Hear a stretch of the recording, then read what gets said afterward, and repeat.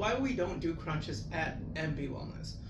So a lot of times people think that training the core revolves around doing a bunch of sit-ups or crunches, whatever form of core exercise that we're doing.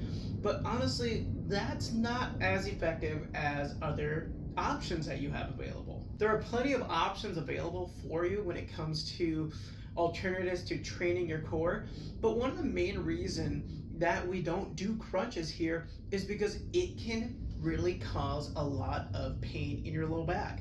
So if you look in this video, we're watching me do crunches or those sit-ups, and what you're seeing is a lot of, fancy word is flexion, which is rounding of the low back, going through that.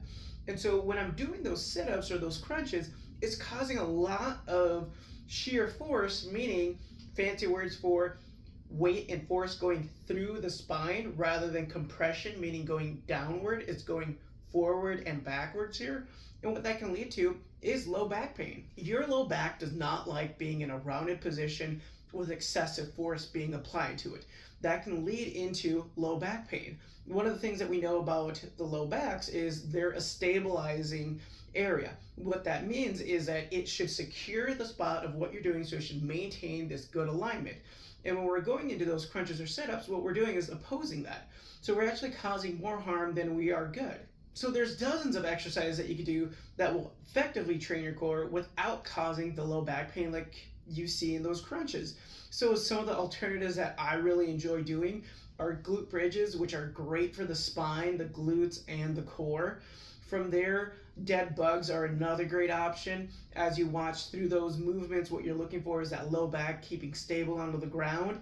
Another one is side planks. Side planks really train the outside of your core, which is great.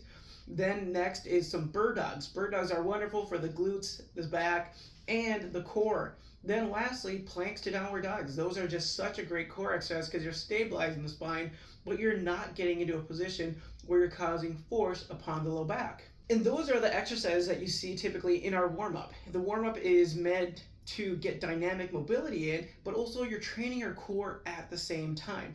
Now, when it comes to core work, what you want to do is you want to oppose movement. What that means is that your spine is initially your core, right? We have anterior core, that's the front. We have lateral core, which is the side. Posterior core, which is the back.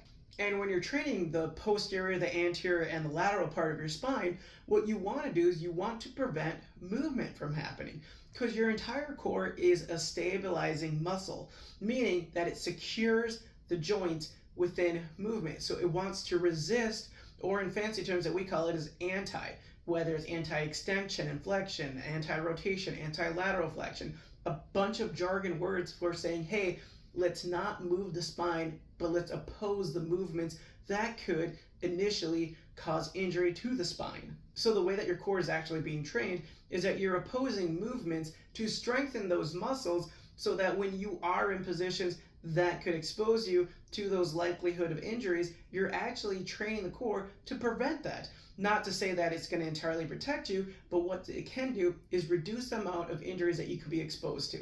So if you're looking at core training and you're doing a bunch of sit-ups and crunches, I'm here to tell you that that's only going to cause low back pain and not give you the results you're looking for.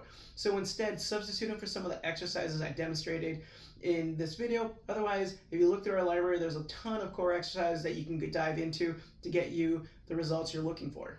If you found this helpful, please share it with a friend, and I'll see you in the next video.